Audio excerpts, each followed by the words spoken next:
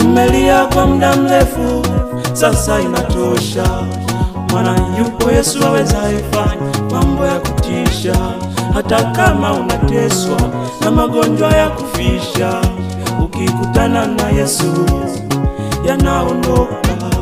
Nikikumbuka mimi huwa nafika mbali, ninakiri kusema Yesu ndo jemedali.